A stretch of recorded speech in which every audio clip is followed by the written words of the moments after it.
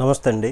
పవన్ కళ్యాణ్ సనాతన ధర్మ పరిరక్షణ అన్నప్పుడు సనాతనానికి హిందుత్వానికి అవమానించారు, దూషిస్తున్నారు, హిందువులంటే అంత చులకన భావమా, ఇదెక్కడి దుర్మార్గము అంటూ దీనిలో భాగంగా తమిళనాడుకు చెందిన ఉదయనిధి స్టాలిన్ని కానీ అలాగే దీనిపైన విమర్శించినటువంటి వారు అందరిపైన పోరాడుతాము అన్నది ప్రకటించుకొచ్చారు. అయితే రాహుల్ గాంధీని ఉదయనిధి స్టాలిన్ని ప్రస్తావిస్తూ కూడా అయితే ప్రస్తుతము హిందువు అని చెబితే అందులో బూతు వెతికే లోకం ఇది. అవతలి వాళ్ళు మేము హిందువులం కాదు, హిందువులను మేము అవమానిస్తాము, హేళన చేస్తాము, దూషిస్తాము, తప్పేంటి అనేవాడేమో ఈ సమాజంలో రైట్ ఈ విషయంలో. అదే నేపథ్యంలో హిందువుగా నేను సనాతన ధర్మాన్ని పాటిస్తాను అనేవాడిని దుర్మార్గంగా చూపించినటువంటి విచిత్రమైనటువంటిది ఈ లోకం ఇప్పుడు ప్రస్తుతం.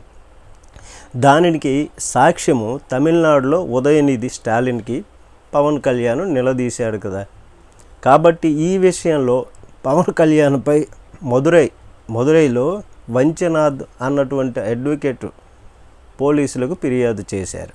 ఏమనంటే మైనారిటీలపైన పవన్ కళ్యాణ్ అనుచిత వ్యాఖ్యలు చేశారు, మతాల మధ్య చిచ్చు పెట్టారు, పెట్టే విధంగా పవన్ కళ్యాణ్ మాట్లాడారు, ఉదయనిధి స్టాలిన్ వ్యాఖ్యలను వక్రీకరించారు అని చెప్పి.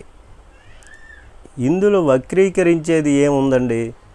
ఉదయనిధి స్టాలిన్ ఆ రోజు చెప్పాడు కదా, నేను ఇంతే, నా సనాతన ధర్మాన్ని నేను వ్యతిరేకిస్తానని చెప్పుకొచ్చాడు కదా.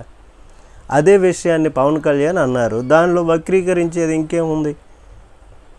ఒక పక్కన అక్కడ కేసు నమోదైతే దానిపై పవన్ కళ్యాణ్ ప్రస్తావిస్తే కేసు అంట.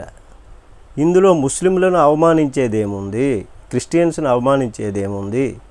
ముస్లిమ్స్ ఎంత ఐక్యంగా ఉన్నారు, క్రిస్టియన్స్ ఎంత ఐక్యంగా ఉన్నారు, వారి జోలికి ఎవరైనా వెళితే ఊరుకుంటారా?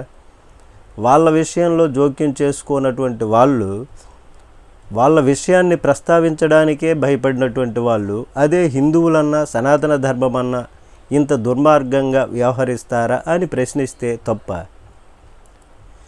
అందులో ఏమన్నా మతాలను అవమానించేదేమైనా ఉందా, దూషించేదేమైనా ఉందా, మతాలను హేళన చేసేటటువంటిది ఏమైనా ఉందా? కానీ తప్పుడు కేసులు పెట్టేటటువంటి వారికి ఇది ఒక ఆలంబన అనేదానికి సజీవ సాక్ష్యం అని చెప్పొచ్చు. దీనిపై మీ కామెంట్ తెలియచేయండి. నమస్తే.